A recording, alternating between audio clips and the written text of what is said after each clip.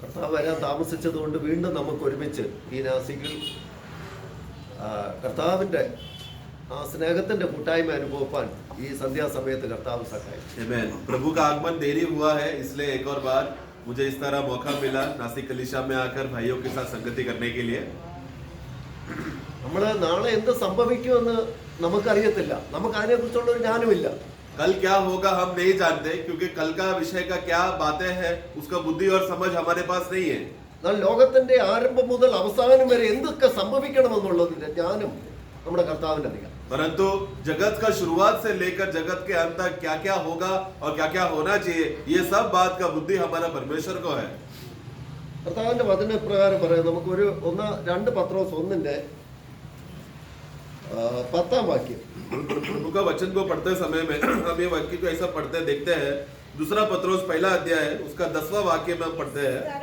हे भाइयों, अपने बुलाए जाने और चुन ले जाने को सिद्ध करने का भली भांति यत्न करते जाओ, क्योंकि यदि ऐसा करोगे तो कभी ठोकर न खाओ। और 11 भी, वरन इस रीति से तुम हमारे प्रभु और उद्धारकर्ता यीशु मसीह के अनंत राज्य में बड़े आदर के साथ प्रवेश करने पाओगे। Praise the Lord. നിങ്ങളുടെ വിളിയും തെരഞ്ഞെടുപ്പും ഉറപ്പാക്കണം. हमारा बुलावट और हमारा चुनावट को है, उसको तुम लोग मजबूत करो। ആ ഉറപ്പാക്കേണ്ടതിന് എന്ത് ചെയ്യണമെന്ന്, उस जो जिस बात को मजबूत करना है उसके लिए क्या करना पड़ेगा? നമ്മുടെ ഭാഗത്തുനിന്ന് ഒരു ആഗ്രഹം ഉണ്ടായിരിക്കണം.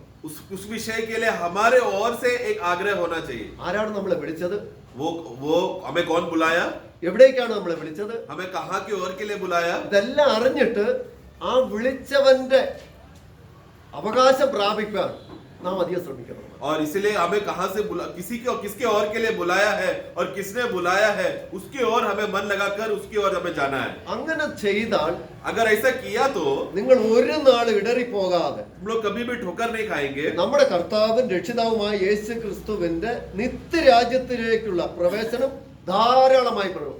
और जिसके वजह से और अगर ऐसा रहा तो हमारे प्रभु यीशु मसीह का आगमन के समय में उसका राज्य में हमें एक बहुत बड़ा प्रवेश मिलेगा।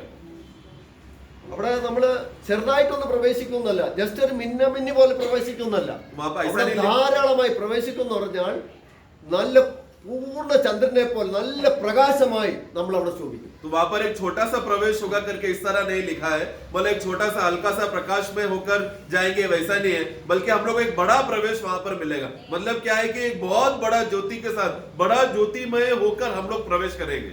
നമ്മളിവിടെ ഈ ഭൂമിയിൽ ദൈവം സൃഷ്ടിപ്പ് നടത്തിയപ്പോൾ സൂര്യനെയും ചന്ദ്രനെയും സൃഷ്ടിച്ചതിൽ ഒരു ഉദ്ദേശമുണ്ട്. हम जानते हैं परमेश्वर जब सृष्टि करते समय में सूर्य और चंद्र को जब बनाते समय में उनका एक उद्देश्य था।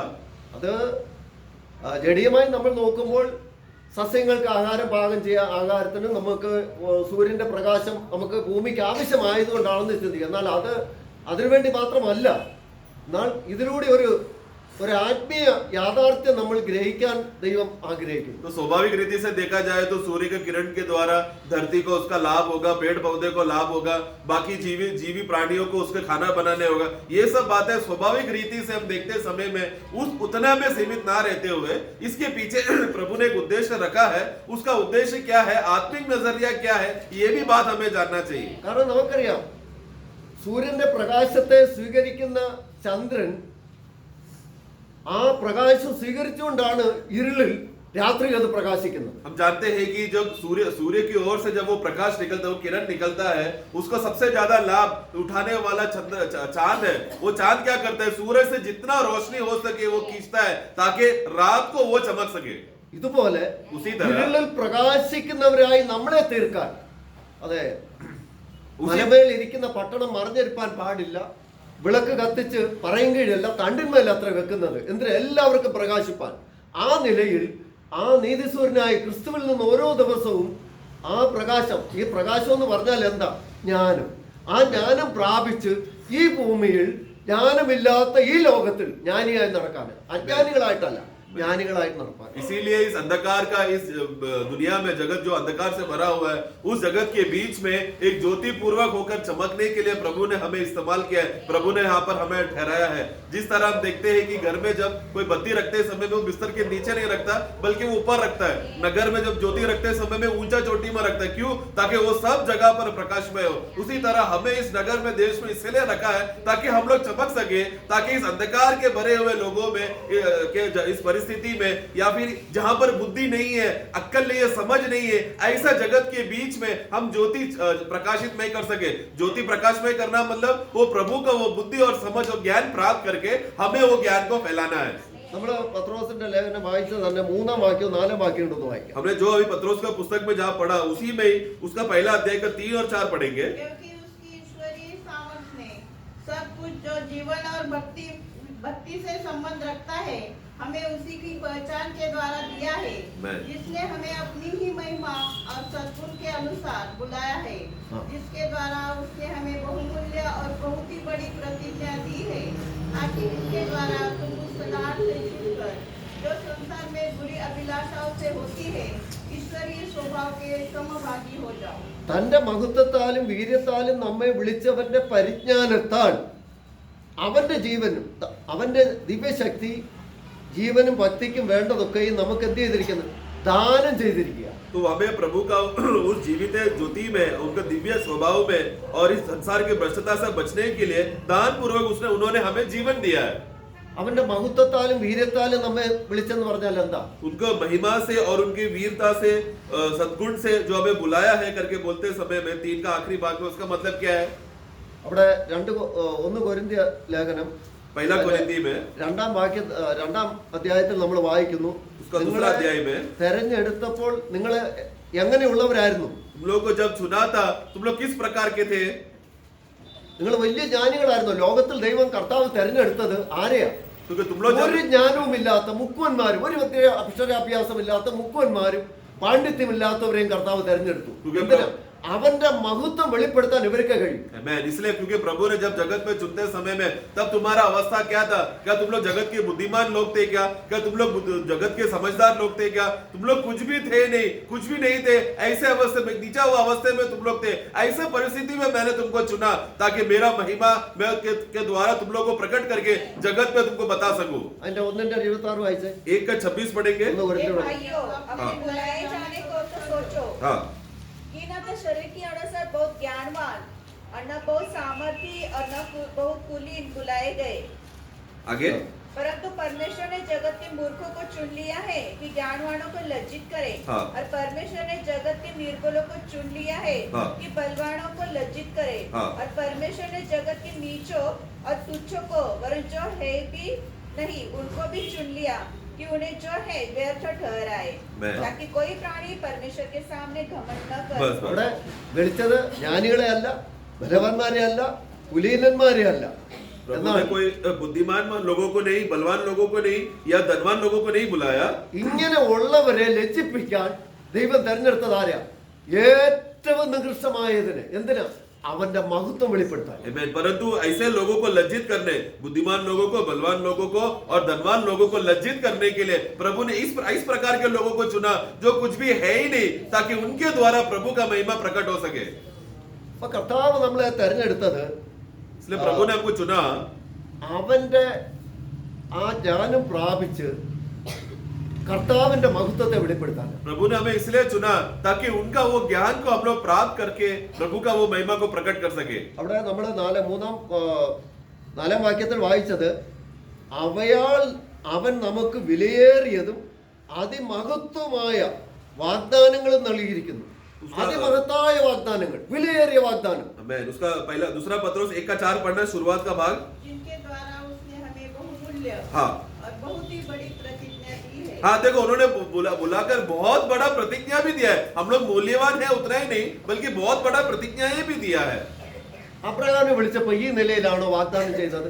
क्या अब्राहम को बुलाते समय में इस तरह का प्रतिज्ञा देकर बुलाया था क्या? അതിമഹത്തായ വാഗ്ദാനം ഞാൻ നിനക്ക് തരുന്നെന്ന് പറഞ്ഞു.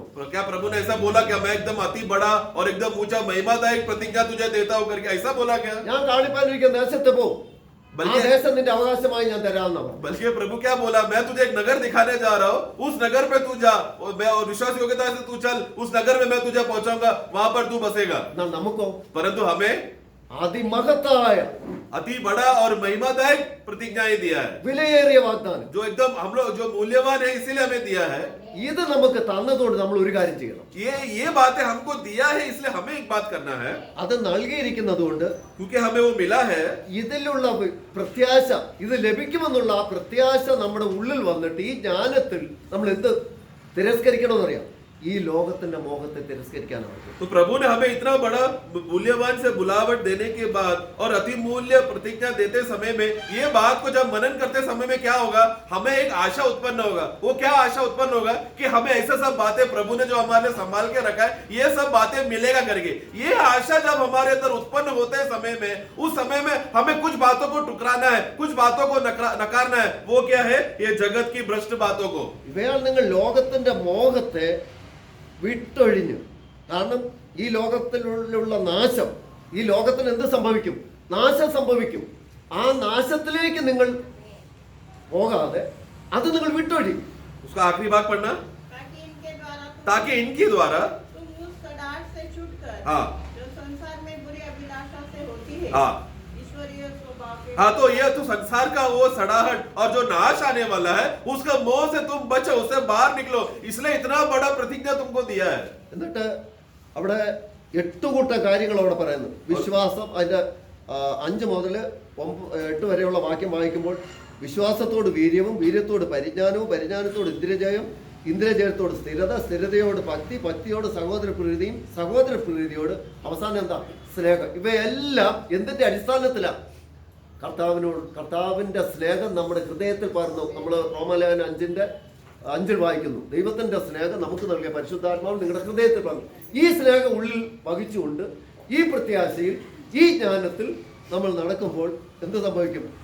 നമ്മൾ നമ്മുടെ വിളിയും തെരഞ്ഞെടുപ്പും നമ്മൾ ഉറപ്പാക്കും. उसके बाद जिसके वजह से हमें 5-8 बातें हमें मिला है, जो हम 5 से 7 पढ़ते समय में जल्दी पढ़ना।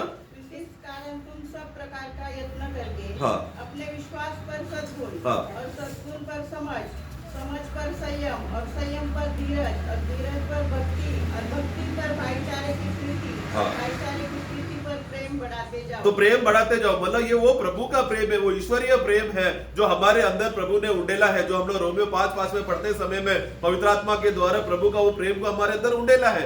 इस रीति से हमें इस प्रेम में बढ़ते रहते समय में हम क्या होगा? प्रभु का महिमा के लिए हम उपयोगी होगा। എന്നിട്ട് 8-ാം വാക്യം, ഇവ നിങ്ങൾക്ക് ഉണ്ടായി ഓരോ ദിവസവും ആത്മാവ് തന്ന് നിങ്ങളിൽ അത് വർദ്ധിക്കുന്നെങ്കിൽ. और 8वां वाक्य में पढ़ता है, यदि ये सब बातें वर्तमान में पवित्र आत्मा के द्वारा ये सब बातें अगर हमारे अंदर बढ़ रही है, तो നിങ്ങൾ നമ്മുടെ കർത്താവായ യേശു ക്രിസ്തുവിന്റെ പരിജ്ഞാനം സംബന്ധിച്ച് ഉത്സാഹമില്ലാത്തവരും നിഷ്ഫലന്മാരും ആയിരിക്കുകയില്ല. 8 पढ़ना। പരിജ്ഞാനമുള്ളവരും ഫലമുള്ളവരുമായി തീരും. हाँ। क्योंकि यदि ये बातें तुम में वर्तमान रहे हाँ। और बढ़ती जाए, हाँ। तो तुम्हें हमारे प्रभु यीशु मसीह की पहचान में हाँ। निकम्मे और निष्फल न होने हाँ, तो देगा। वो निकम्मे और निष्फल होने नहीं देगा, यानी कि वो तुमको इतना पहचान देगा, प्रभु का आत्मा इतना हमको समझ और पहचान देते रहेगा ताकि हम कभी निष्फल ना हो। അവ ഇല്ലാത്തവന് കുരുടൻ. परंतु ये सब बातें जिनके अंदर नहीं है, वो कौन है? वो अंधा है। കാരണം അവന് ജ്ഞാനമില്ല, അവന് എവിടോട്ടാ പോകുന്നതെന്ന് അവന് തന്നെ തിരിച്ചറിവില്ല. उसको वो पहचान नहीं होने की वजह से, समझ नहीं होने की वजह से वो धुंधला देखता है, वो किधर की ओर चल रहा है उसको समझ में नहीं आएगा। അവൻ ഹ്രസ്വ ദൃഷ്ടിയുള്ളവന്, ദീർഘദൃഷ്ടിയില്ല. तो वो- ദൈവത്തിന്റെ ആ നിത്യരാജ്യത്തിലേക്ക് വിളിച്ച വിളിയെക്കുറിച്ചുള്ള ജ്ഞാനത്താൽ അതിലെന്താണ് എനിക്ക് ദൈവം തരാനിരിക്കുന്നത് എന്നുള്ള ആ ദീർഘദൃഷ്ടിയിലേക്കല്ല നോക്കുന്നത്.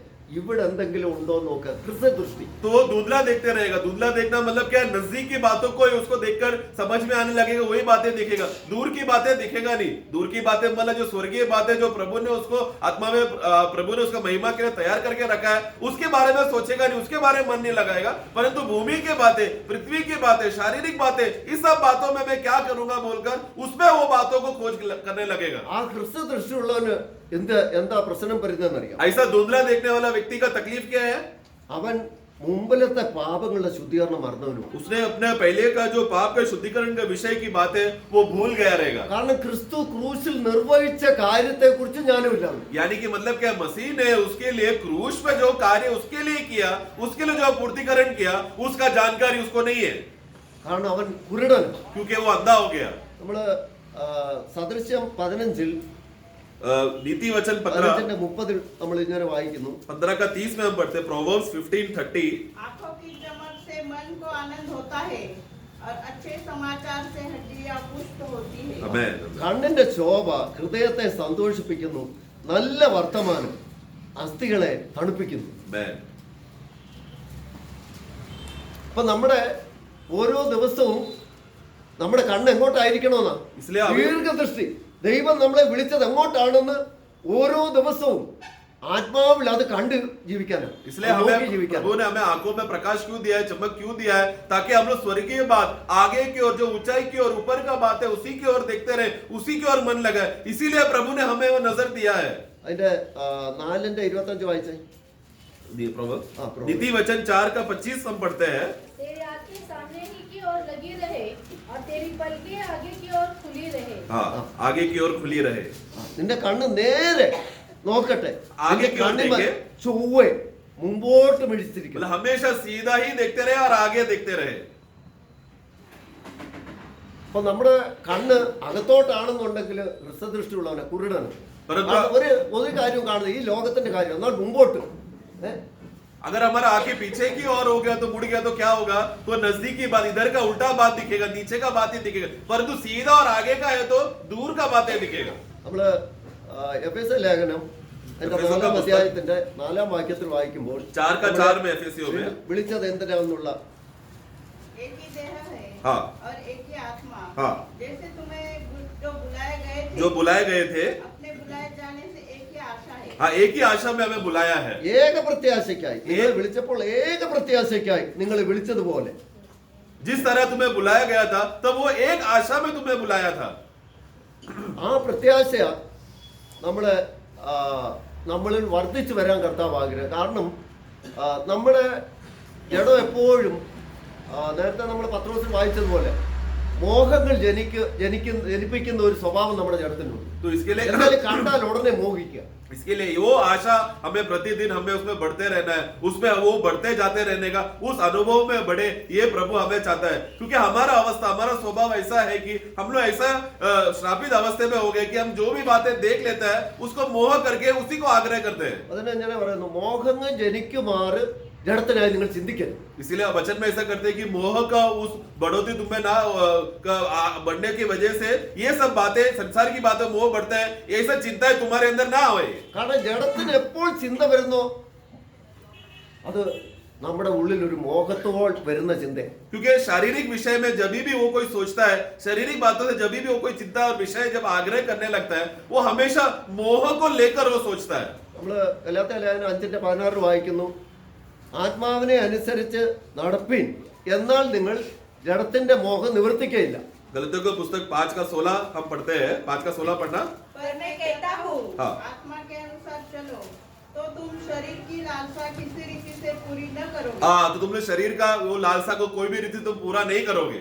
അപ്പൊ ആത്മാവിനെ അനുസരിച്ച് നടന്നാൽ നമ്മുടെ ജഡത്തിന്റെ ഒരു മോഹവും നിവർത്തിക്കയില്ല. കാരണം എന്താ? നമ്മളെ നയിക്കുന്ന ആരാ? ദൈവത്തിന്റെ ആത്മാവ്. इसलिए आत्मा के अनुसार यदि तुम चलोगे तो शरीर का कोई भी मोह तुम्हें गिरा नहीं सकता, तुम्हें प्रभु से दूर नहीं कर सकता, क्योंकि चलाने वाला आत्मा है.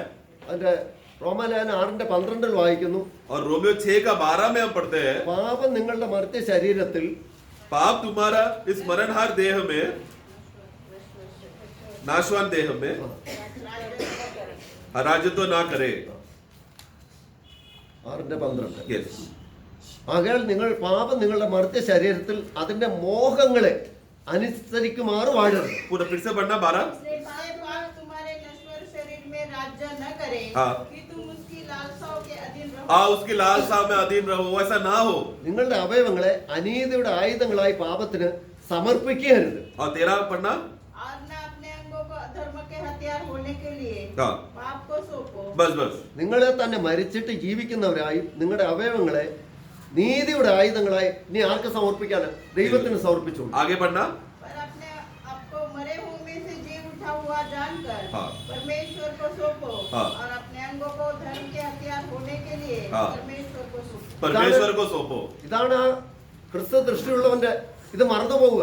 കാരണം അവൻ ദൈവം നിവർത്തിച്ച ക്രൂശിൽ നമ്മളെ ഏറ്റെടുത്ത് നിവർത്തിച്ച കാര്യം അവൻ പലപ്പോഴും മറന്നു പോകുന്നതുകൊണ്ടാണ് നമുക്ക് മോഹം ഉണ്ടായി ജഡത്തെ ചലിപ്പിച്ച് ജഡത്തിന്റെ ഇഷ്ടത്തിന് നമ്മൾ ചലിക്കുന്നത്. तो यही है जिसको दुधरा दिखने वाला अवस्था, ये अवस्था क्या हो गया है? प्रभु ने उसके लिए क्रूस में किया हुआ कार्य को वो भूल जाने की वजह से, प्रभु ने उसके लिए क्या क्या बातें किया भूल जाने की वजह से क्या वो अपने अंगों को शारीरिक अभिलाषा को वो देता है, क्योंकि ये संसार का ये अवस्था उस व्यक्ति को ऐसा करवाता है।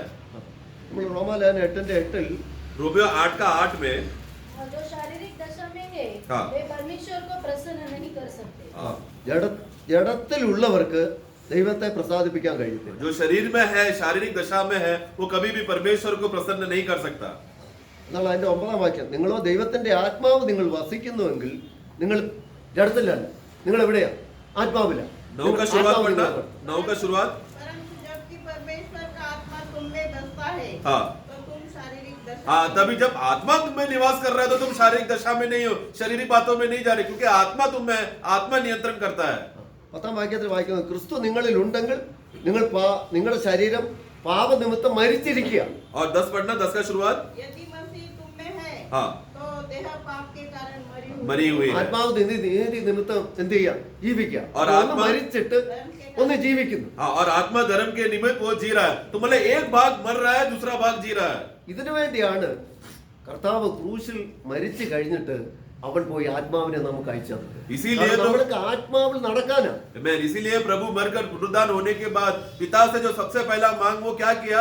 आत्मा को दो। क्यों आत्मा को देना चाहिए? क्योंकि हमें अभी आत्मा के अनुसार जीना है, इसके लिए।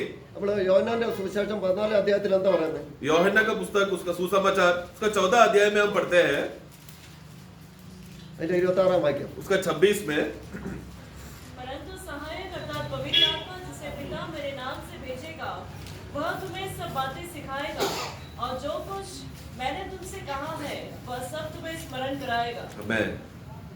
പിതാവ് എന്റെ നാമത്തിൽ അയപ്പാനുള്ള പരിശുദ്ധാത്മാവെന്ന കാര്യസ്ഥൻ നിങ്ങൾക്ക് സകലത് ഉപദേശിച്ച് തരികയും ഞാൻ നിങ്ങളോട് പറഞ്ഞതൊക്കെയും നിങ്ങളെ ഓർമ്മപ്പെടുത്തുകയും ചെയ്യും. तो पिता जो भेजेगा वो मेरे नाम निमित्त भेजेगा, मेरे नाम से वो भेजेगा। കാരണം നമ്മളെ വിളിച്ചത് എന്തിനാണെന്നും और हमें എങ്ങോട്ടാണ് स्मरण, വിളിച്ചതെന്നും നമ്മുടെ അവകാശം എന്താണെന്നും അപ്പൊ എല്ലാ കാര്യങ്ങളും നമ്മളെ ഓർമ്മപ്പെടുത്തുന്നത് ആരാ? പരിശുദ്ധാത്മാവ്. और वो सब बातें हमें स्मरण कराएगा क्या कि हमें कौन बुलाया है, किसकी ओर बुलाया है, क्यों बुलाया है, तुम्हारा चाल चलन कैसा होना चाहिए, ये सब बातों का स्मरण पवित्र आत्मा के द्वारा हमारे अंदर कराएगा। അതിന്റെ 16ന്റെ 13ാം വാക്യത്തിൽ 16 का 13 में, परंतु जब वह अर्थात सत्य का आत्मा आएगा हाँ। तो तुम्हें सब सत्य का मार्ग बताएगा हाँ। क्योंकि वह अपनी ओर से न कहेगा परंतु जो कुछ सुनेगा वही कहेगा और आने वाली बातें तुम्हें बताएगा। मैं അവിടെ സത്യത്തിന്റെ ആത്മാവ് വരുമ്പോഴോ അവൻ നിങ്ങളെ സകല സത്യത്തിലും, കാരണം നമ്മളെ കർത്താവ് ശിഷ്യന്മാരോട് കൂടെ ഇരുന്നപ്പം അവരെ നടത്തിയത് കർത്താവ്. तो इसीलिए जब आत्मा आएगा वो तुम्हें सभी सत्यों में, सच्चाई में तुम्हें चलाएगा। जब प्रभु जब इस दुनिया में था, जब यीशु दुनिया में रहते समय में अपने चेलों के साथ जब वो रहते समय में, उस समय में चेले को यीशु चला रहा था। എന്നാ അവൻ പറഞ്ഞു, ഇനി ഞാൻ പോകുക, ഞാൻ പോയിട്ട് കാര്യസ്ഥനെ ഞാൻ അയക്കും. फिर प्रभु ने क्या कहा? मुझे अभी जाना है, मैं जाने के बाद मैं क्या करूंगा? मैं मददगार को भेजूंगा। അവൻ എന്തെങ്കിലും ഒരു പ്രവൃത്തി ചെയ്തിട്ട് അവൻ പോകുമല്ല, അവൻ ഇവിടെ പ്രവർത്തിച്ചിട്ട് എന്തിനവനെ അയച്ചോ നിങ്ങളിലൂടെ അവൻ പ്രവർത്തിച്ച് നിങ്ങളെ എന്റെ ജ്ഞാനം പഠിപ്പിച്ച് തികവ് പ്രാപിച്ച് നിങ്ങളെ കൊണ്ട് അവൻ എന്റെ അടുക്കലേക്ക് വരും. आमीन। और ये मददगार जब वो आएगा वो आकर कुछ चमत्कार करके, चिन्ह बातें करके, ऐसा करके फिर चले जाएगा, ऐसा नहीं, बल्कि उसको आने का उद्देश्य क्या है? वो आते समय में तुम्हारे अंदर वो कार्य करेगा, तुम्हारे अंदर कार्य करने के बाद तुम्हारे द्वारा वो कार्य करेगा, कार्य करके तुम्हें वो सिद्ध करेगा, तुम्हें सिद्ध कर तुम्हें वो लेकर जाएगा। അവിടെ വരുമ്പോൾ അതിന്റെ 5ാം വാക്യം പറയാം, പിതാവിനുള്ളതെല്ലാം എന്റേതാ, और फिर ഞാൻ നിങ്ങൾക്ക് തരും. आमीन। और फिर 15 वाक्य में वहां पर हम पढ़ते हैं कि पिता का जो भी है वो मेरा है, तुम लोग जब उधर पहुंचने के बाद तो जो भी मेरा है वो मैं तुमको दूंगा। അതാണ് നമ്മൾ റോമാലേഖനം 8ാം അധ്യായത്തിൽ വായിക്കുന്നത്. നമ്മൾ റോമാലേഖനം रोमियो 8 में അതിന്റെ 17ാം വാക്യത്തിൽ 17 में മക്കളെങ്കിലോ और यदि संतान है तो वारिस भी हाँ। और हम परमेश्वर के वारिस हाँ। और मसीह के संगी संगी वारिस भी है बस बस അപ്പൊ അതിന്റെ 16-ാം വാക്യത്തിൽ നടത്തുന്നത് ദൈവത്തിന്റെ മക്കൾ ആണെന്നുള്ള ആ സാക്ഷ്യം നമ്മളിൽ ഉണ്ടെങ്കിൽ നമുക്ക് എന്തുണ്ട്?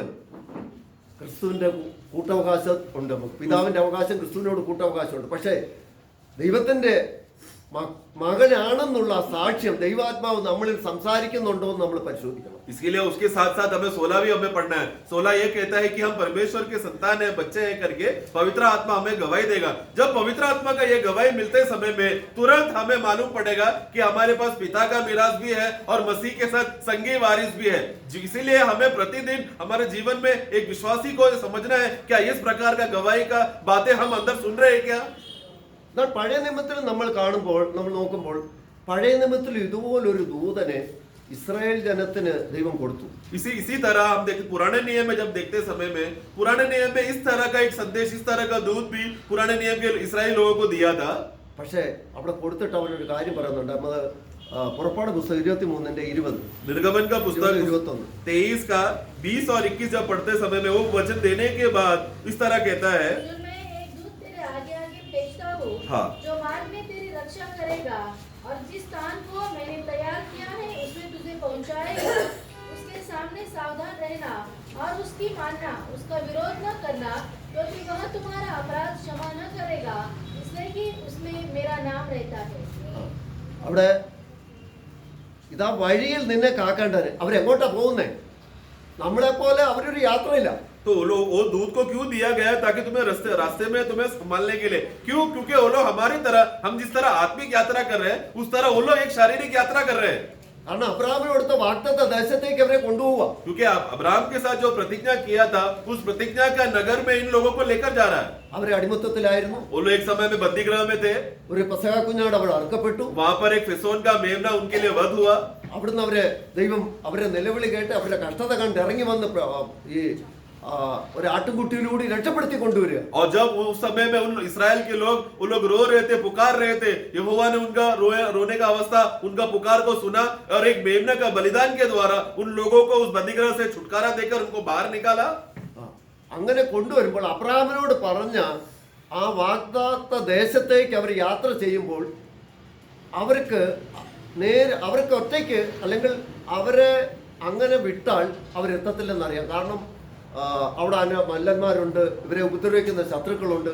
ഇതൊക്കെ കാണുമ്പോൾ ഇവർ പേടിച്ചു പോകും. അതുകൊണ്ട് ഞാൻ നിന്റെ വഴിയിൽ നിന്നെ സൂക്ഷിക്കേണ്ടതിന് ഞാൻ ഒരു ദൂതനെ നിനക്ക് മുമ്പായി അയക്കുക.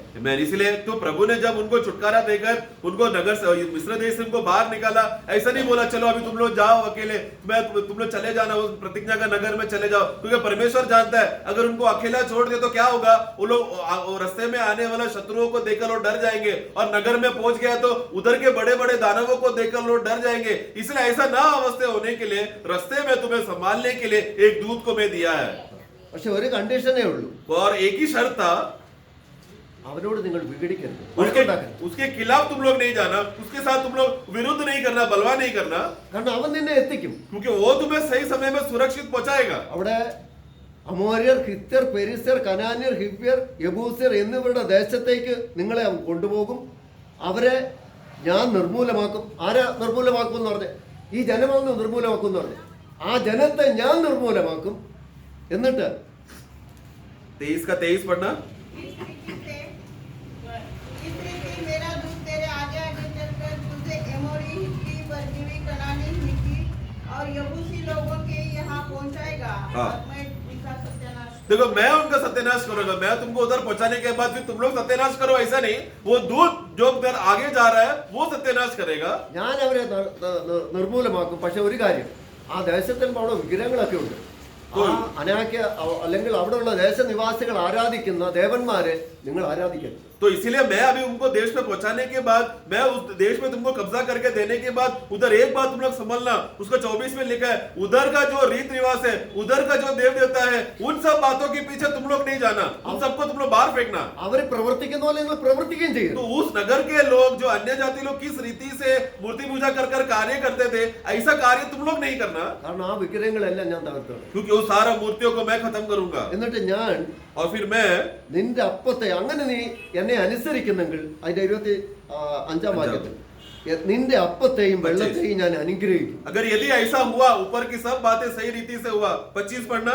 तो अपने परमेश्वर यहोवा की उपासना करना, हाँ। तब वह तेरे अन्न जल पर आशीष देगा, हाँ। और तेरे बीच में से रोग दूर करेगा। आमेन। നിന്റെ രോഗം പിന്നെ മാറ്റിക്കളയും. तुम्हारे बीच में से का जो रोग है वो हटा दूंगा. നിന്റെ ആയുഷ്കാലം ഞാൻ പൂർത്തീകരിക്കും. നിന്റെ ഒരു ആയുഷ്കാലം നിന്നെ ഞാൻ എന്തിനു വിളിച്ചു കൊണ്ടുവരുന്നോ ആ ആയുഷ്കാലം ഞാൻ പൂർത്തീകരിക്കും. और मैं तुम्हें उस नगर में लेकर आने के बाद तुम्हारा दिन को मैं पूरा करूंगा, क्योंकि मैं यहाँ पर लेकर आने का एक उद्देश्य है. उस उद्देश्य में तुम्हारा दिन वहां पर तुम लोग जीना चाहिए, उसको मैं पूरा करूंगा. എങ്ങനെ പൂർത്തീകരിക്കും? कैसा पूर्ति होगा? ദൈവഹിത പ്രകാരം പൂർത്തീകരിക്കും. वो परमेश्वर की इच्छा के अनुसार रहेगा, वैसा पूरा होगा. പ്രിയമുള്ളവരെ, ഞാൻ ഒരു കാര്യം നിങ്ങളോട് ചോദിക്കാം. इसलिए हे प्रियो, मैं आप लोग एक बात पूछना चाहता हूँ. അപ്പൊ നമ്മള് ഒരു കുടുംബത്തിൽ ജനിക്കാൻ ആ മാതാപിതാക്കളുടെയോ നമ്മുടെയോ പെർമിഷൻ ദൈവം ചോദിച്ചു. अभी हमें कुटुंब में जन्म लेने का विषय में, कुटुंब में एक जन्म लिया, उस कुटुंब में जन्म लेने के लिए क्या परमेश्वर ने उस माता पिता का या वो जन्म लेने वाला बच्चे का परमिशन पूछा क्या? നമ്മൾ ഈ ഭൂമി ജനിച്ച് നമ്മുടെ പെർമിഷൻ ചോദിച്ചോണ്ടാണ്. हम लोग इस दुनिया में जन्म लिया, हमारा परमिशन लेके प्रभु ने हमसे पूछकर हमें ये जगह पर जन्म लियो ऐसा बोलकर भेजा है क्या? എന്നെ ഒരു ദരിദ്ര കുടുംബത്തിൽ ജനിപ്പിച്ചത് എന്തിനാ? तो मुझे एक गरीब कुटुंब में जन्माया है, तो उनका उद्देश्य क्या है? കാരണം എന്നെ ഒരു ദരിദ്ര കുടുംബത്തിൽ ജനിച്ചെങ്കിൽ മാത്രമേ എന്നെ ദൈവത്തിന് കിട്ടുമെന്ന് ദൈവത്തിന് മുന്നമേ അറിയാമായിരുന്നു. क्योंकि परमेश्वर पहले से ही जानता था, क्योंकि मैं अगर इस दरिद्र कुटुंब में जन्म लेगा तो ही मैं परमेश्वर के लिए, राज्य के लिए मैं पाया जाऊंगा, परमेश्वर मुझे पा सकता है. इसीलिए प्रभु का ये स्वयं इच्छा के अनुसार संसार के निर्माण के पहले से ही उन्होंने वो इच्छा रखा और मुझे उस कुटुंब में जन्माया. ഒരു മനുഷ്യന്റെ ആയുസ് കർത്താവിന്റെ വചനം പറയുന്ന 70-80. वचन कहता है कि एक मनुष्य का उम्र देखा जाए तो 70-80 या ज्यादा से ज्यादा 90. അതെ, എന്റെ ആയുഷ്കാലം ഞാൻ പൂർത്തീകരിച്ച് ഞാൻ ഈ ലോകം വിട്ട് മരിച്ചു പോകുന്ന എന്റെ പെർമിഷൻ ചോദിച്ചുകൊണ്ടാണ്. अभी फिर मेरा यहाँ की दुनिया का इस दिन का जो प्रभु ने नियुक्त किया है, वो दिन को पूर्ति हो जाने के बाद क्या परमेश्वर मुझसे परमिशन पूछता है क्या, चलो आज अब तेरा मरने का टाइम हो गया करके? അപ്പൊ ജനനം എന്നോട് ചോദിക്കുന്നില്ല, മരണം എന്നോട് ചോദിക്കുന്നില്ല, ഇതിനിടയിലുള്ള ജീവിതമാണെന്ന് എന്നോട് ചോദിച്ചു. तो इसलिए जरा सोचो, मेरा जन्म का परमिशन प्रभु मुझसे नहीं पूछता, मेरा मृत्यु का परमिशन प्रभु नहीं पूछता, इसका बीच का जो समय है वो देखो प्रभु कैसा चला रहा है हमें. പക്ഷെ ഒരു കാര്യം അവൻ നമ്മളോട് ചോദിക്കുന്നു, परंतु ये सब ജീവിതം അവന് കൊടുക്കുന്നു, നമ്മുടെ പെർമിഷൻ അതിന് അവൻ ചോദിക്കും. परंतु हम जो जीवन यहाँ पर जी रहे हैं उस विषय में प्रभु हमको पूछता है, परमिशन देगा क्या, तुम अनुमति देता है क्या मैं तेरे जीवन में प्रभुत्व करने के लिए? उस बात का प्रभु हमसे पूछता है. കാരണം നമ്മുടെ ജീവിതം നമ്മൾ ജീവിച്ചാൽ അത് വികടമായി പോകുമെന്ന്, ദൈവത്തിന് പ്രയോജനമില്ലാതായി തീരുമെന്ന് ദൈവത്തിന് അറിയാവുന്നതുകൊണ്ട് ദൈവം എങ്ങനെ നമ്മളെ നടത്തണം, എങ്ങനെ ചലിപ്പിക്കണമെന്ന് ദൈവത്തിന് അറിയാം. അവൻ നല്ല ജ്ഞാനമുണ്ട്. അതിന്റെ അനുസരിച്ചാണ് അവനൊരു ദൂതനെ ഇവർക്ക് അയച്ചു കൊടുത്തു. क्योंकि परमेश्वर जानता है अगर मुझे अकेला छोड़ दिया, अगर मैं अपना मर्जी का जीवन में अपने अधिकार से अगर मैं चलने लगूंगा तो मैं भ्रष्ट हो जाऊंगा, मैं खराब हो जाऊंगा, मैं अशुद्ध हो जाऊंगा, प्रभु के लिए उपयोगी पात्र नहीं बन सकता. ये बात प्रभु जानता है, इसलिए प्रभु ने मुझे यहाँ पर इसलिए रखा और एक दूत को दिया ताकि उसके अनुसार चलेगा तो मैं सुरक्षित प्रभु का इच्छा वाला नगर में पहुंच सकता हूँ. അവരെ 33 അതായത് പുറപ്പാട് 33 निर्गमन 33 अध्याय അതിന്റെ 2-ാം വാക്യത്തിൽ എവിടേക്കാണ് ഞാൻ കൊണ്ടുപോകുന്നത്, ഈ ദൂതനെ മുന്നേ നടത്തി നിങ്ങൾ എവിടേക്കാണ് കൊണ്ടുപോകുന്നതെന്ന് അവിടെ പറയുന്നത്. और ये दूत को आगे रखकर मैं तुमको कहां पर पहुंचाऊंगा करके लिखा है. അവിടെ 1-ാം വാക്യം പോലെ അനന്തരം യഹോവ മോശയോട് കൽപ്പിച്ചത് എന്തെന്നാൽ, നീയും മിസ്രയീം ദേശത്ത് നീ കൊണ്ടുചെന്ന ജനവും ഇവിടെ നിന്ന് പുറപ്പെട്ട് നിന്റെ സന്തതിക്ക് കൊടുക്കുമെന്ന് അബ്രഹാമിനോട്, ഇസാക്കിനോട്, യാക്കോബിനോട് സത്യം ചെയ്ത ദേശത്തേക്ക്.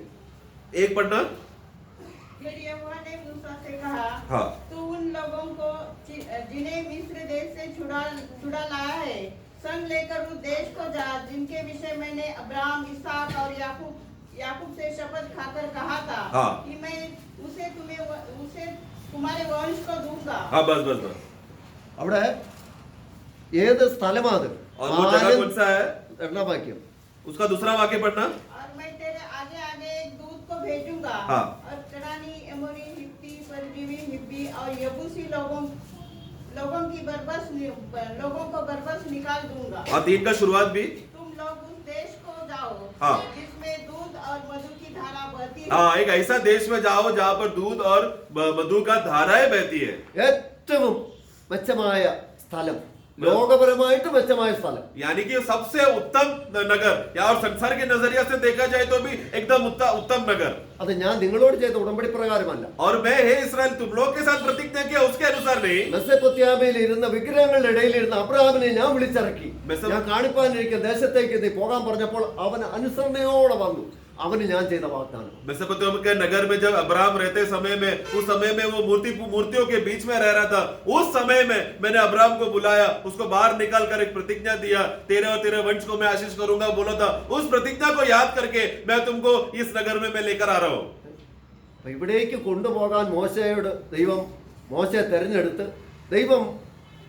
മോശയെ തെരഞ്ഞെടുത്ത് അഹരോനെ തെരഞ്ഞെടുത്തു. എങ്കിലും അഹരോൻ ഇവരുടെ മഹാപുരോഹിതനായി ദൈവം നിയോഗിച്ചെങ്കിലും ദൈവത്തിന്റെ സംസാരം മഹാപുരോഹിതനോടല്ലായിരുന്നു. तो अभी देखो, प्रभु ने उस समय में प्रभु ने मूसा के द्वारा इस्तेमाल किया लोगों को बाहर निकालकर देश के और नगर की ओर पहुंचाने के लिए. फिर महायाजक को चुना जो अहरोन है, उसको चुनकर लोगों का सेवा करने के लिए इस्तेमाल के विषय में सब बातें प्रभु ने चुनकर किया.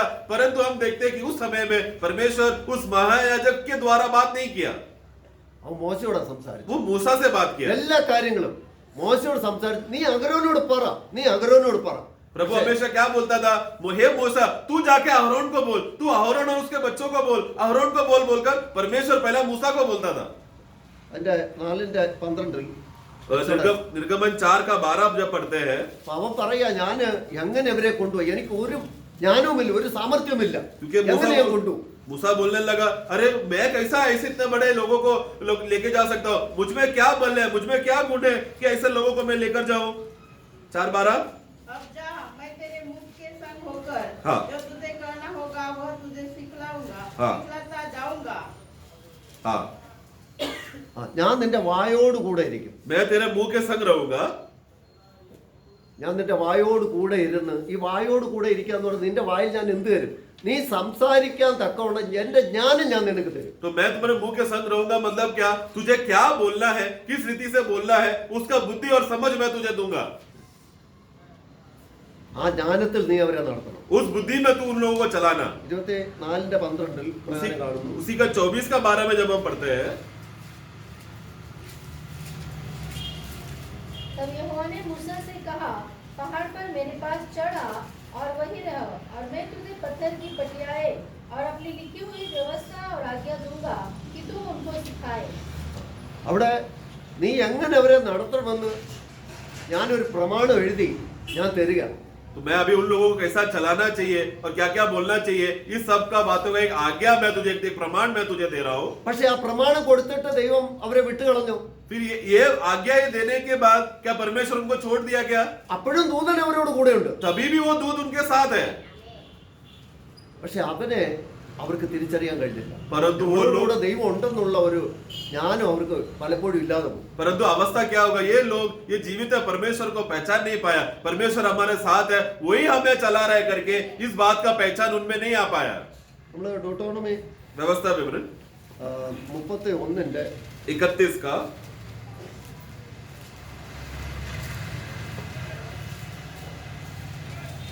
3 വാക്യം 3 में, तेरे आगे पार जाने वाला तेरा परमेश्वर यहोवा ही है. वह उन जातियों को तेरे सामने से नष्ट करेगा और तू उनके देश का अधिकारी होगा. और यहोवा के वचन के अनुसार यहोशू तेरे आगे आगे पार जाएगा. മോശയുടെ അവസാന സമയമായപ്പോൾ, കാരണം മോശ ഒരു ചെറിയ കാര്യത്തിൽ ദൈവത്തോട് വീടിച്ചപ്പോൾ മോശയെ പോലും ഈ സ്ഥാനത്തേക്ക് കയറ്റാതെ ദൈവം വേറൊരാളിനെ തെരഞ്ഞെടുക്കുക. यहाँ पर देखो मूसा का अंतिम समय में प्रभु मूसा से बात कर वाणी देता है, क्योंकि हम देखते हैं कि मूसा का एक छोटा सा गलती की वजह से प्रभु उस पर प्रसन्न नहीं था, इसलिए प्रभु उसको उस अवस्था में उसको नगर में प्रभु लेकर जाने का उसको इच्छा नहीं था, इसलिए मूसा के बदले प्रभु जोशुआ को चुनता है. എന്നാൽ ആ ദേശത്തേക്ക് കൊണ്ടുപോകാൻ യോശുവയെ ദൈവം തെരഞ്ഞെടുക്കുമ്പോൾ യോശുവയെ ഏൽപ്പിക്കുന്ന കാര്യങ്ങൾ മോശയോട് ദൈവം പറഞ്ഞു കൊടുക്കുക. എങ്ങനെയൊക്കെ നീ യോശുവയോട് പറഞ്ഞ് യോശുവ ഈ കാര്യം നീ ഏൽപ്പിക്കണം. तो अभी प्रभु मूसा को के पास मूसा को निकट बुलाकर वो कहता है कि देख अभी योशुआ के द्वारा है वो लोग उस नगर में पहुंचेंगे, इसलिए योशुआ को जब तू समझाना क्या क्या उसको बोलना चाहिए, वो किस रीति से कार्य करना चाहिए, ये सब बातें मैं तुझे बताता हूँ, वो जाकर तू उसको बोल. അപ്പൊ മോശ മാറിയപ്പോൾ ദൈവം മാറിയില്ല. ദൈവം പറയുന്നത് തന്റെ 3-ാം വാക്യത്തിൽ എന്താ പറയുന്നത്? നിന്റെ ദൈവമായ യഹോവ തന്നെ നിനക്ക് മുമ്പായി കടന്നു പോകും. तो उसका जब प्रभु मूसा वहां पर हट गया तो परमेश्वर भी हट गया, वो दूत हट गया, वैसा नहीं, परमेश्वर तभी भी है. उसका 31 का 3 पढ़ना. तेरे आगे पार जाने वाला तेरा परमेश्वर यहोवा ही है. हाँ, तेरे आगे और पार जाने वाला कौन है? यहोवा परमेश्वर ही है. നമ്മള് ഈ ഇത്രയും ഇസ്രായേൽ ജനത്തെ മിസ്രൈമിൽ നിന്ന് കൊണ്ടുവരാൻ ദൈവം അവരെണ്ണം എടുത്തപ്പോൾ നമ്മള് നമ്പേഴ്സിൽ 1-ാം അധ്യായത്തിൽ हम लोग गणना उसका पहला अध्याय में जब प्रभु ने इस्राएल का जब गिनती लिया,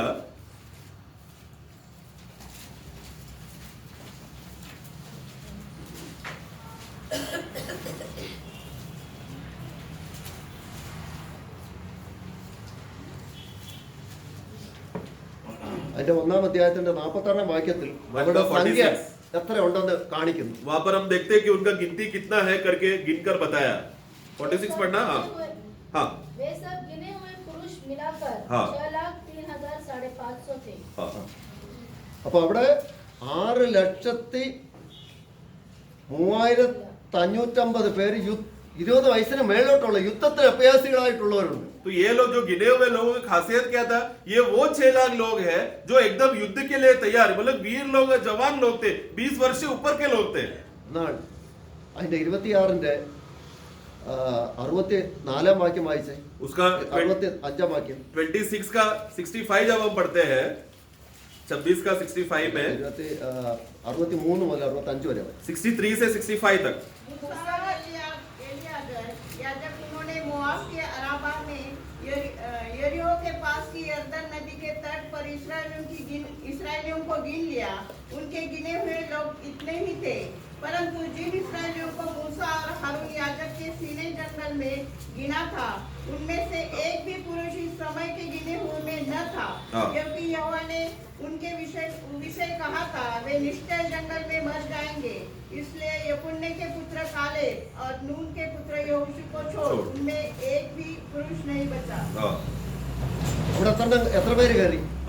अभी आखिरी में भी कितने लोग प्रवेश किए? 2 പേര്. सिर्फ 2 लोग 6 लाख में से. അപ്പൊ എന്താ കാര്യം? कारण क्या है? ഈ ദൂതനെ അനുസരിച്ചില്ല. ദൂതനോട് എപ്പോഴും ദൈവത്തോട് മറുതലിച്ചിരിക്കുക. क्योंकि वो लोग ने ये दूत का नहीं सुना, जो परमेश्वर ने उनके लिए जो उनको अगवा जो रखा था, उनका बात ना सुनने की वजह से उनके खिलाफ और विरुद्ध रहा वो लोग. അതിന്റെ 14-ാം അധ്യായത്തിൽ നമ്മൾ കാണുന്നു, ദേശം ഒറ്റുനോക്കാൻ പോയപ്പോൾ അവിടെ ആരെയാ വിട്ടത്? എല്ലാ ഗോത്രത്തിന്റെയും തലവന്മാരെയാ വിട്ടത്. उसका 14 अध्याय में जब ഗോത്രത്തിന്റെയും തലവന്മാർ ഈ ദൈവത്തിനെതിരെ മോശയ്ക്കെതിരെ സംസാരിച്ചു. 14 का अध्याय में पढ़ते समय में जब वहां पर जासूस को बेचता है उस नगर में जाकर तुम देखकर आओ बोलते समय में, वो जासूस लोगों की खासियत क्या था? ये वो 12 लोग थे जो हर एक गोत्र के नेता थे, यानी कि उधर के बड़े लोग थे. वो लोग में जब वापस आकर नगर को छानबीन करके वापस आने के बाद 10 लोग वो नगर के खिलाफ बात किया और मूसा के खिलाफ बात करने लगा, मतलब परमेश्वर के खिलाफ वो लोग बोलने लगे. അപ്പൊ പാലും തേനും ഒഴുകുന്ന ദേശത്തേക്ക് അവരെ കൊണ്ടുപോകുന്ന ഞാൻ അവിടെ എത്തിക്കും, ഞാൻ യുദ്ധം ചെയ്യും, നിങ്ങളെ ഞാൻ അവിടെ എത്തിക്കും എന്ന് പറഞ്ഞിട്ട് അവർക്ക് വിശ്വാസമായി പറ്റുന്നില്ല. तो अभी परमेश्वर जब कहता है कि वहां पर दूध और मधु के धाराएं बहने वाले उस नगर में मैं तुम्हें पहुंचाऊंगा, उधर मैं तुमको सुरक्षित अंदर प्रवेश करूंगा, सारा युद्ध मैं लड़ूंगा करके जब यहोवा ने ऐसा बोलने के बाद भी लोगों को विश्वास नहीं हुआ. അവിടെ ദുർവർത്തമാനം പറഞ്ഞെന്ന് वो लोग बुरा समाचार बोलने लगे, प्रभु के खिलाफ बुरा बुरा बातें बोलने लगे. നമ്മള് എക്സോഡസ് 23-ന്റെ ആരംഭം 1-ാം വാക്യത്തിൽ വായിക്കുന്ന വ്യാജ വർത്തമാനം പ്രമാണം കൊടുക്കുമ്പോൾ ആദ്യം പറയുന്നത് വ്യാജ വർത്തമാനം പറയരുത്, ദുർവർത്തമാനം പറയരുത്. അതേ വർത്തമാനം ആ വാക്ക് ഇവിടെ ലംഘിച്ചു. 23 का 1 में जब पढ़ते समय में निर्गमन 23 का 1 में वहां पर बोलते हैं कि तुम लोग उसका झूठी बातें ना फैलाना, मतलब ऐसी बातें जो परमेश्वर को चोट पहुंचाने वाले बातें, जो बुरा बातें, इस तरह की झूठे बातें नहीं फैलाना जो आज्ञा दिया था, यही वो जासूस लोगों ने क्या किया? झूठी बातें बोलने लगे. കാരണം ദൈവം അവിടെ എത്തിക്കും, ദൈവം പറഞ്ഞു ഞാൻ ദൂതനെ അയക്കും എന്ന് പറഞ്ഞു, നിങ്ങൾ അവരോട് വീടിക്കരുതെന്ന് പറഞ്ഞിട്ട് ഇവരിപ്പോ പറയാ ഈ 10 പേരും പറഞ്ഞ എന്താ? നമ്മുടെ കുഞ്ഞു കുട്ടികൾ ആപാലവൃത്തം നശിച്ചു പോകും, അവർ നമ്മളെ പിടിക്കും, അവർ നമ്മളെ തിന്നും കൊല്ലും, അങ്ങനെ നമ്മളവിടെ ഇല്ലാതെയായി പോകും എന്ന് പറഞ്ഞു. കാരണം ദൈവം പറഞ്ഞത് അവർ വിശ്വസിച്ചില്ല, അതിനെതിരെ കള്ളം പറഞ്ഞു. तो परमेश्वर ने जब बोला कि उस नगर में मैं तुम्हें लेकर जाऊंगा, तुम्हें वहां पर सुरक्षित रखूंगा, तुम्हारा दिनों को मैं वहां पर पूर्ति करूंगा, ये सब आज्ञा और प्रभु ने जब बोलने के बाद भी वो 10 लोग क्या बोलने लगे? वो लोग डर के बोलने लगे, नहीं नहीं नहीं, ऐसा नहीं हो सकता, उस नगर में हम लोग जा नहीं सकते, उस नगर को हम कब्जा नहीं कर सकते, यदि अगर हम लोग चले गए तो हमारे बीवी बच्चे और आगे की पीढ़ियां सब वंश खत्म हो जाएगा, हमें कोई नहीं बचा सकता। इस तरह का झूठा संदेश, बुरी समाचार वो लोग बोलने लगे। അപ്പൊ ഇന്ന് നമ്മളെയും ഇതുപോലെ ദൈവാത്മാവിനെ നമുക്ക് തന്നത് ദൈവാത്മാവിനെ അനുസരിക്കാൻ. उसी तरह आज का जीवन में हम देखते समय में प्रभु का बातें क्या क्या है समझने जानने के लिए परमेश्वर ने उनका आत्मा को दिया है। നമ്മള് ആ യോഹന്നാന്റെ സുവിശേഷം 6:45 ഞാൻ വായിക്കുന്നു, നിങ്ങളെല്ലാവരും ദൈവത്താൽ ഉപദേശിക്കപ്പെട്ടവരാകും, ഉപദേശിക്കുന്നവരായി. 45 में पढ़ते समय में वहां पर हम देखते हैं कि तुम लोग सब लोग परमेश्वर की ओर से चलाए हुए और शिक्षण प्राप्त करने वाले लोग हो जाओगे।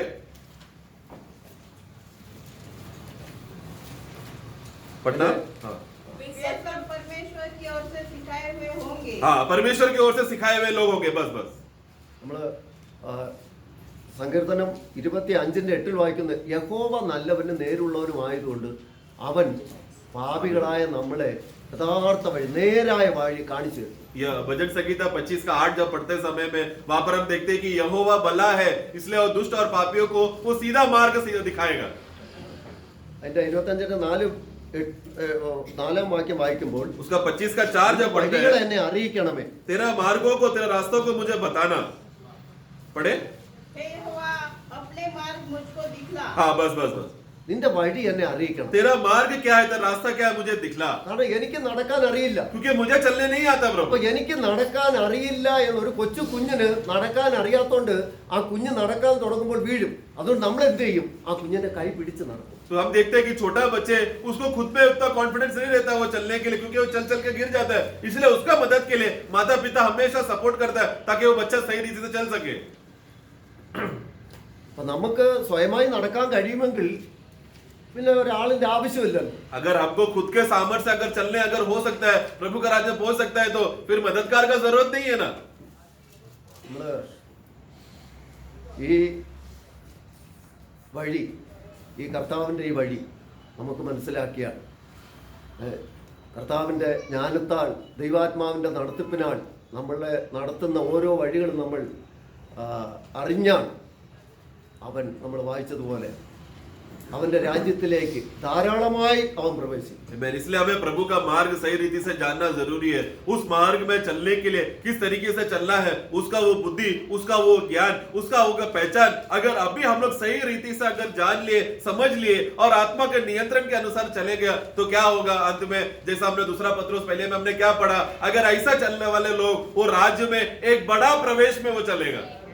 നമ്മൾ സക്കറിയാവിന്റെ പുസ്തകം വായിക്കുമ്പോൾ നമ്മൾ കാണുന്നുണ്ട്, ഇസ്രായേലെല്ലാം അവര് ജാതികളുമായിട്ട് യുദ്ധം ചെയ്ത് നിവൃത്തിയില്ലാതെ ഇപ്പോഴവര് പറയാ, ഞങ്ങള് മിടുക്കന്മാരാണ്, ഞങ്ങൾക്ക് ആരുടെ ആശ്രയം ആവശ്യമില്ല, ദൈവത്തെ പോലെ ഞങ്ങൾക്ക് വേണ്ട എന്ന് തള്ളിക്കളഞ്ഞ ഇവർ ഒരിക്കൽ ദൈവത്തിങ്കിലേക്ക് തിരിയും. अभी जकरिया के पुस्तक में पढ़ते समय में वहां पर एक भविष्यवाणी दिया गया है कि तुम्हारा अवस्था ऐसा होगा कि तुम लोग पूर्ण रीति से परमेश्वर आश्रय करने वाला परिस्थिति में पहुंचोगे। अभी इस्राएल को देखा जाए तो इस्राएल अपने आप पर घमंड करता है, अपने आप में प्रशंसा करता है, हम लोग इतने बलवान है, हम लोग शक्तिशाली देश है, हमें कोई हरा नहीं सकता, हमें परमेश्वर का भी जरूरत नहीं है बोलकर इस तरह हटीला मन में वो लोग रहकर अभी जी रहे।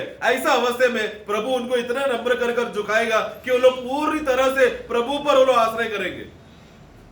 പക്ഷെ അങ്ങനെ അവര് ദൈവത്തിന്റെ ആത്മാവിനെ അവർക്ക് മാനസാന്തരത്തിന് കൊടുക്കും. അവിടെ നമ്മൾ സക്കറിയ 12 जकरिया 12 का मतलब प्रभु का आत्मा उनके अंदर भेजेगा, 12 का 10 में कि उनके अंदर मन फिरावट आए।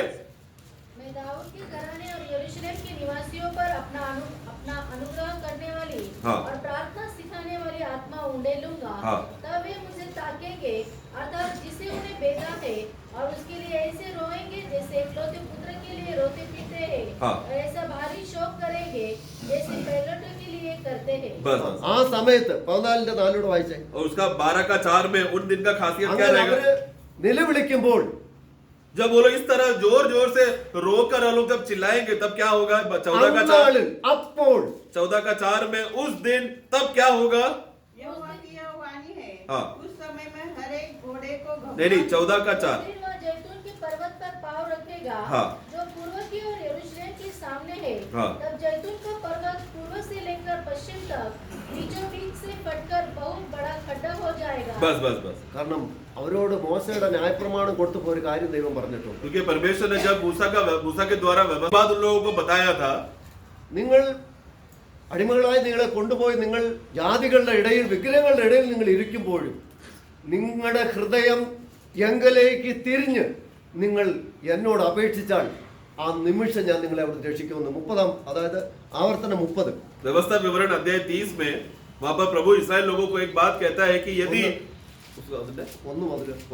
उसका 1 और 2 पढ़ते समय में हम यहाँ पर हम देखते हैं कि यदि तुम लोग आगे चलकर तुम लोग पकड़वाया गया और अन्य जाति लोगों ने तुम्हें पकड़कर बंदीगृह में डालते समय में तुम एक ऐसा नगर के बीच में जी रहे हो जहां पर दुष्टात्मा है और मूर्ति का कार्य करता है, ऐसे नगर के बीच में भले तुम लोग बंदीगृह में हो तो तुम लोग उस समय में पूरा मन से अगर मुझको चाहा और मुझको और मांगा, तुम लोग मन फिरा कर मेरे पास आया, उसी क्षण में तुम्हें उस नगर से उस बंदीगृह से तुम्हें बचाकर वापस देश में लाऊंगा।